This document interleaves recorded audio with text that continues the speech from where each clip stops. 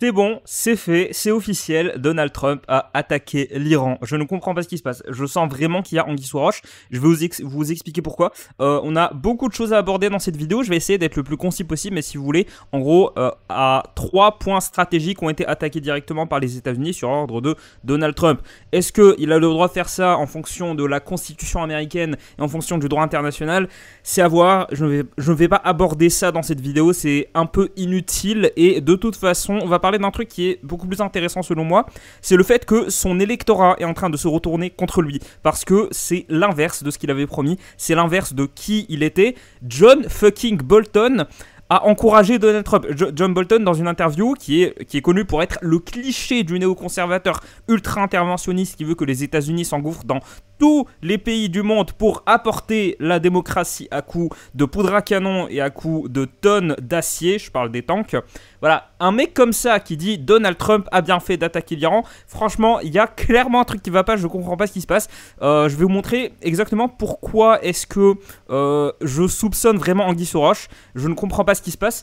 Mais d'abord, avant d'entrer dans le vif du sujet, si tu veux continuer à suivre l'actualité avec mes vidéos et si t'aimes bien les vidéos comme ça où je parle d'actualité internationale, il faut le dire à YouTube, c'est très important.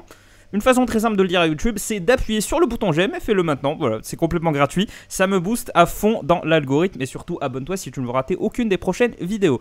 Alors, je vais vous expliquer ce qui m'inquiète. J.D. Vance, donc le vice-président de Donald Trump, je vous rappelle que le vice-président du président des États-Unis est juste là pour servir d'appui inconditionnel. En gros, c'est un mec qui est là pour valider, c'est ce qu'on appelle un yes man en anglais. Un yes man, c'est-à-dire un bras droit qui est juste là pour dire oui chef, oui chef, oui chef, et pour appuyer, faire la pub du président. C'est un rôle, alors il a un pouvoir de décision officieux, mais officiellement, sur le papier, tout ce qu'il fait, c'est défendre Donald Trump. Et là, il avait tweeté, il avait fait un tweet qu'il a supprimé, où il avertissait, alors désolé c'est en anglais, je peux pas le traduire parce que j'ai mal bidouillé mon navigateur, je peux pas traduire de l'anglais au français, mais J.D. Vance en gros, il a averti que les États-Unis ne devraient éviter la guerre contre l'Iran, et il aurait suggéré, Brix News, c'est pas le seul média à avancer cette information, hein, je crois que le Guardian aussi était dans le coup, mais il avait dit que les États-Unis ne devraient pas se faire entraîner dans une guerre par Israël. C'est pour ça que je pense qu'il y a anguille sous roche. Je ne comprends pas ce qui s'est passé. Donald Trump, je voulais montrer dans mes précédentes vidéos, montrer tous les signes d'un président qui ne voulait pas de cette guerre. Et là, d'un coup, il retourne complètement sa veste. Alors, complètement, je n'en suis pas sûr. Il y a plusieurs éléments qui laissent à penser que ça serait un petit peu un coup de com', que les bombardements qu'on a vus en Iran, les bombardements américains, il y a certains indices qui laissent à supposer que c'était le minimum syndical pour calmer tout le monde. Je n'en suis pas sûr parce que, bon, en tout cas, si c'était le cas, ça a foiré parce que tout le monde est encore plus énervé. L'escalade est à son maximum actuellement. Je veux pas vous inquiéter, hein. Je n'aime pas parler de 3ème guerre mondiale, mais disons qu'en termes d'escalade, surtout avec le détroit d'Ormuz dont je vous reparle dans un petit instant, bah... c'est pas rassurant du tout. L'escalade, on est en plein dedans. On est en plein dans une escalade des tensions. Et je trouve que c'est assez inquiétant. Moi en tout cas, alors ça m'inquiète pas géographiquement. Moi je suis chez moi. Je suis bien planqué. J'ai pas particulièrement peur. Par contre, pour la zone, pour l'équilibre de la zone, disons qu'on est, plus le temps approche, plus j'ai l'impression qu'on est dans un point de non-retour et je ne comprends pas le comportement des États-Unis, sachant que là, on a, alors, je pense qu'il n'y a pas, on n'est pas obligé de rester 1000 ans sur le fait que l'électorat de Donald Trump, donc ses plus ardents supporters, ceux qui sont vraiment MAGA, Make America Great Again, ces mecs-là, qui ont voté pour Trump justement parce qu'il était en rupture totale avec l'establishment républicain et démocrate aussi, parce que de base Trump est un démocrate. Il y a beaucoup de gens qui sont démocrates, qui sont déçus des démocrates maintenant, qui votent républicains spécifiquement, qui votent Donald Trump. Plein de gens, en fait il y a plein de catégories de la population, je peux pas toutes les énumérer, mais disons que tous ces gens-là, les MAGAs, les plus ardents supporters de Trump, l'ont élu parce que c'est un président qui est peut-être un des présidents, alors jusqu'à il y a quelques jours, c'était un des présidents les moins belliqueux que les États-Unis aient connu. En tout cas, c'est depuis la Seconde Guerre mondiale. C'est un des présidents les moins belliqueux. Et sauf que là, il est en train de montrer l'inverse total. Sauf que il y a double anguille sous roche parce que, alors, ce que nous explique ce conte, c'est que il y a dans le site principal, la cible principale, c'était un village qui s'appelle Fordo. Fordo, c'est écrit ici en anglais Fordo, mais en français il n'y a pas W. C'est un village qui s'appelle Fordo. Il y a un centre là-bas qui a été une cible qui a fait l'objet de frappes américaines, sauf que apparemment, d'après les infos qu'on a, ça a plus ou moins raté. Ils n'ont pas réussi à créer de véritables brèches avec cette bombe. Bon, ça reste des considérations techniques, mais quand on a la première puissance du monde la première puissance mondiale qui vient appuyer son allié, son premier allié au Moyen-Orient, c'est-à-dire Israël, contre l'ennemi juré du dit allié, l'Iran, c'est bizarre d'avoir un tel minimum syndical. C'était ridicule. Oui, on est très concentré sur le fait qu'il y a une escalade parce que Trump a quand même attaqué l'Iran directement. On est très concentré là-dessus. Par contre, au niveau des conséquences, c'est ridicule. Vraiment, ça fait pitié. On n'a pas l'impression que c'est les États-Unis. Trump a vanté son truc en mode oui, il n'y a aucune puissance dans le monde qui aurait pu faire ça. Je n'ai rien vu de décisif là-dedans. Pour l'instant, j'ai rien vu de décisif. Là, ce qui nous explique, c'est qu'il n'y a pas de cratère, il n'y a pas de signature thermique, il y a pas. Voilà, c'est ce qu'on nous explique, c'est que, et c'est les mêmes informations qu'on trouve partout. La frappe sur la cible principale en Iran, sur la cible de Fordo, était un échec. C'est même pas un semi-succès en truc, non, c'était un échec. N'a pas réussi. Si le but c'était réellement de détruire, le but n'a pas été atteint. Donc, les dommages sont très très modérés. On ne peut pas parler d'un succès comme on a pu parler d'un succès quand Israël a attaqué l'Iran. Quand je dis succès, je parle en termes de précision.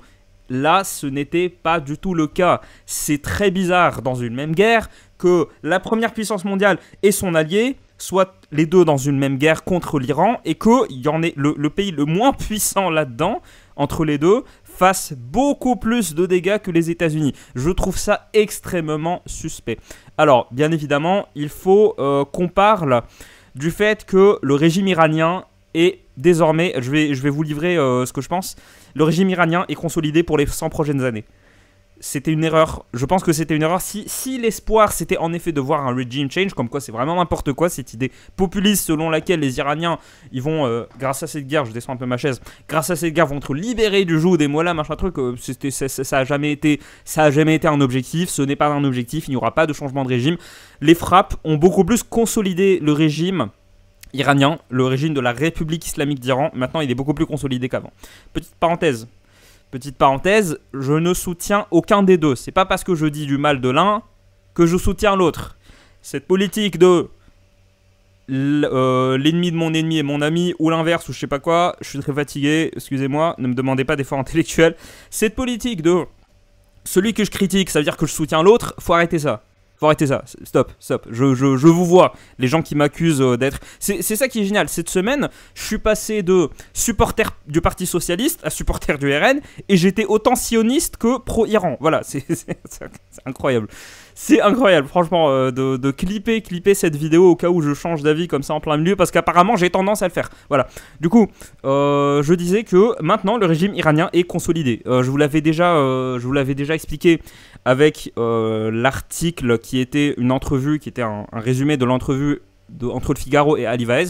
Il expliquait qu'en fait le régime est beaucoup trop ancré. C'est pas juste un régime comme ça fantoche, hein. C'est un régime qui est très très très ancré.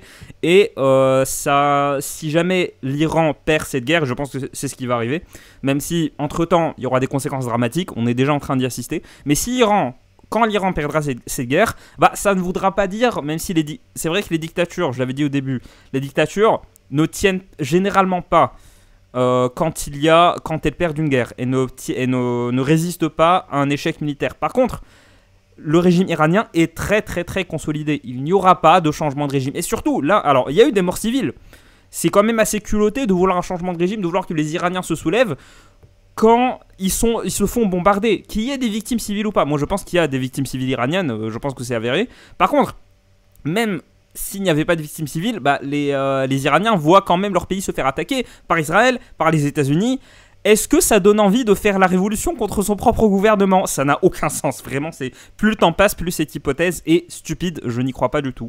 Je n'y crois pas du tout, c'est juste un semblant de populisme pour se rassurer. On va parler maintenant du détroit d'Ormuz sans transition. Le détroit d'Ormuz, c'est ça. Alors je vais vous montrer, c'est un détroit par où fluctue, par où passe 20% du pétrole dans le monde. Et je le répète pour ceux au fond qui n'auraient pas suivi, 20% du pétrole dans le monde transite par le détroit d'Ormuz. Et l'Iran, le Parlement iranien, je pense que l'info est véridique, l'info a été approuvée par plein de médias différents. Le Parlement iranien approuve la fermeture du détroit d'Ormuz, l'un des points de passage les plus importants au monde pour le commerce du pétrole. Par contre, la décision finale n'a pas encore été prise par le haut commandement iranien. Ça veut dire quoi ? Ça veut dire que Khamenei peut tout simplement décider de ne pas bloquer le détroit d'Ormuz. Surtout que on n'est pas dans un film. C'est pas l'Iran bloque le détroit d'Ormuz, c'est bon, il n'y a plus rien qui passe. C'est beaucoup plus subtil que ça. On a cet article de la BBC qui nous explique ça de façon assez précise. 600 milliards de dollars d'échanges énergétiques par an transportés par voie maritime. Toute perturbation de la voie navigable pourrait entraîner des retards importants dans la livraison mondiale de pétrole, ce qui aurait un effet immédiat sur les prix. On parle de changement de prix entre 10 et 50%. Le prix du baril qui augmente à 50%, on se retrouverait face à un scénario similaire au choc pétrolier de 73. Par contre, en termes de décision, peut-être l'Iran, ça serait pas la première fois qu'un ennemi d'Israël utilise le pétrole pour faire pression sur les alliés d'Israël et en guise de vengeance, en guise tout simplement de rétorsion. Sauf que, comme exactement ce qui s'est passé pendant le choc pétrolier en 73. Par contre, la grosse différence, c'est qu'aujourd'hui, les pays occidentaux, et même les pays africains, sont beaucoup moins dépendants qu'avant du pétrole. On n'est pas du tout dans la même situation qu'en 73. Le pétrole n'a pas autant d'impact. Par contre, on parle de 20%. Décider d'augmenter x2, x5 le prix du baril, ce qui s'était passé en 73, c'est pas du tout la même chose que de dire on va bloquer le détroit d'Ormuz. Le détroit d'Ormuz est considéré par certains analystes comme l'équivalent d'une arme de destruction massive. Hein. C'est en gros le dernier rempart, la dernière carte à jouer. Je suis pas trop d'accord parce que c'est pas tout simplement on décide de fermer ou pas, c'est beaucoup plus subtil que ça. Il y a pas, je vais vous expliquer. Un rapport de 2012 par les services de recherche du Congrès américain suggère que l'Iran pourrait adopter une approche graduelle pour bloquer le détroit d'Ormuz. Les étapes décrites sont les suivantes. L'annonce d'une interdiction de navigation dans le détroit d'Ormuz sans indiquer explicitement les conséquences de sa violation. Je penche plutôt pour ce scénario. Si jamais ça arrive, je pense que ça serait le scénario parce que l'Iran a beaucoup trop à jouer là-dedans pour vraiment opérer une véritable fermeture. Je pense pas qu'ils sont assez stupides. Ils sont pas assez stupides pour une raison très con, c'est qu'il y a la Chine aussi. La Chine est le plus gros consommateur du pétrole qui transite par le détroit d'Ormuz. C'est pas les États-Unis, c'est pas l'Europe, c'est vraiment la Chine. La Chine qui jusqu'à maintenant est, on va dire, l'allié principal des Iraniens. C'est un peu un abus de langage de parler d'alliance, ils sont pas vraiment alliés, hein. C'est juste que parmi tous les soutiens de l'Iran, on va dire que le moins faillible, ça reste le soutien de la Chine. Et la Chine en dépend énormément. Ce qui fait que je doute fortement, sachant que la Chine n'a pas grand chose à voir là-dedans. Je pense pas que l'Iran se risquerait à énerver la Chine, sachant que l'Iran est déjà en position d'antagonisme avec énormément de très grandes puissances. Je ne pense pas qu'il risquerait de faire ça. Donc je pencherai plutôt vers ce scénario. Il pourrait également, ce que nous explique la BBC, déclarer que les navires de passage peuvent être inspectés ou saisis. C'est comme un employé qui ferait ce qu'on appelle une grève. S'il y a un type de grève comme ça qui consiste à être extrêmement zélé et du coup ça ralentit la production. En fait, c'est ça, c'est un scénario similaire. Tirer des coups de semonce sur les navires. Coups de semonce, ça veut dire qu'en gros, ils arrêtent un navire et ils l'accusent de plein de trucs sans raison. Ce qui retarde le traitement des navires pour qu'ils puissent passer. Cibler des navires spécifiques avec une force militaire. Je ne pense pas qu'ils seraient assez stupides pour le faire parce que ça serait une déclaration de guerre ouverte. Ça serait vraiment une étape de plus c'est pas une étape de plus dans l'escalade. On passerait à un autre type d'escalade. Poser des mines navales dans le détroit et le golfe Persique. Certains experts s'accordent à dire que c'est le scénario le plus probable. Je suis pas d'accord. Utilisation de sous-marins et de missiles pour cibler les navires commerciaux et militaires. Alors, généralement, on n'est pas dans un film, on n'est pas dans un jeu de société, on n'est pas sur risque. Là, ça c'est une typologie. Il peut se passer un mix de plein de scénarios différents. Ils peuvent prendre 3 options et les appliquer à un tiers. Voilà, c'est généralement comme ça que ça se passe. Selon les experts, l'un des moyens les plus efficaces dont dispose l'Iran pour stopper les quelques 3000 navires qui empruntent la voie navigable chaque mois consistera à poser des mines à l'aide de bateaux d'attaque rapide et de sous-marins. La marine régulière de l'Iran et la marine du corps des gardiens de la révolution islamique pourraient éventuellement lancer des attaques contre des navires de guerre et des navires commerciaux étrangers. Toutefois, les grands navires militaires pourraient à leur tour devenir des cibles faciles pour les frappes aériennes israéliennes ou américaines. Les embarcations rapides iraniennes sont souvent armées de missiles anti-navires et le pays exploite également une série de navires de surface, d'embarcations semi-submersibles et de sous-marins. Actuellement, les sites web de suivi maritime qui utilisent l'imagerie satellite signalent des mouvements de navires militaires iraniens près des frontières maritimes méridionales du pays. Pour le coup, c'est vrai, il y a des sites comme ça qui te montrent en direct la position de certains navires et certains types de navires. C'est vrai, j'ai vérifié l'info. Donc, quel pays serait le plus durement touché par la fermeture du détroit? La Chine, l'Inde, le Japon et la Corée du Sud figurent parmi les principaux importateurs de pétrole brut qui passent par ce détroit. Donc, voilà.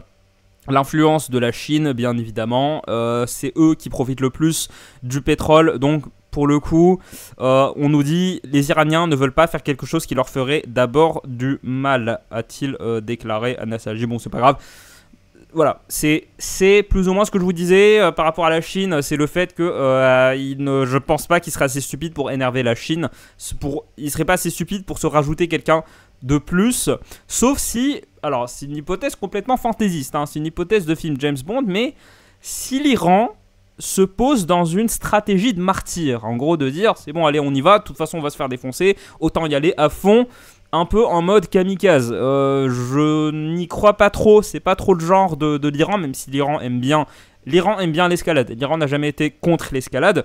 Par contre, je sais pas, dans cette hypothèse, oui, il pourrait complètement fermer totalement, attaquer directement tous les navires qui passeraient par là. Voilà, ça serait complètement possible. Il y a un acteur dont on n'a pas encore parlé, c'est l'Arabie Saoudite. Alors ça, c'est un article de Sharq al-Awsat qui date de plus d'un mois.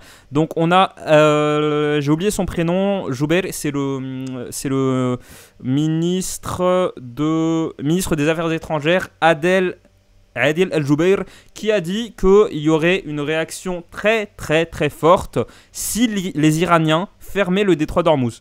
L'Arabie Saoudite qui, comme à son habitude ces 5-10 dernières années, chaque fois qu'il y a un truc comme ça qui se passe, l'Arabie Saoudite a appelé à la désescalade. Elle a condamné les frappes américaines. L'Arabie Saoudite condamne tout un tas de trucs. Mais là, pour le coup, il se pose vraiment dans une position de les deux. On n'a pas envie que vous fassiez la guerre parce que c'est mauvais pour nous. Et pour le coup, c'est vrai. Hein, c'est purement de la réelle politique. C'est franchement du réalisme de A à Z. Même si, pour le coup, il n'y a pas vraiment de conséquences. Et l'Arabie Saoudite se fait plutôt discrète en ce moment. En tout cas, j'ai rien vu passer de conséquent, à part certaines déclarations. Pour l'instant, on ne sait pas ce que l'Arabie Saoudite va faire. Tout le monde est sur le qui-vive. Les acteurs dans le monde partout, tout le monde est sur le qui-vive. On ne sait pas ce qui va se passer. Dans tous les cas, si l'Iran décide de fermer le détroit d'Ormuz, c'est complètement possible. C'est passé devant le Parlement. Moi, je pense qu'il y aura une déclaration, mais que ça va pas aller au-delà. Rien que le fait de le déclarer, ah bah tu peux être sûr qu'il y a tout un tas de gens qui voudront pas s'approcher du détroit d'Ormuz. Parce qu'on ne sait pas exactement comment l'Iran réagirait, sachant que l'Iran est en guerre. L'Iran considère qu'il est en guerre. Et pour le coup, c'est vrai. L'Iran est en guerre contre les États-Unis, contre Israël. Voilà, j'invente pas l'eau chaude en déclarant ça. L'Iran est en guerre. Donc voilà. Petit mot rapide par rapport à Donald Trump. J'ai préféré Donald Trump aux autres présidents. Sauf que là, il est en train de tout saccager. Il est en train de tout foutre en l'air.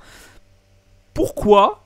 Il y a clairement Anguille sous roche. Il y a un truc dont on n'est pas au courant. Et je ne sais pas ce que c'est. Comment est-ce que l'administration de Trump a été tirée dans cette guerre? Pourquoi est-ce que J.D. Vance a supprimé ses tweets?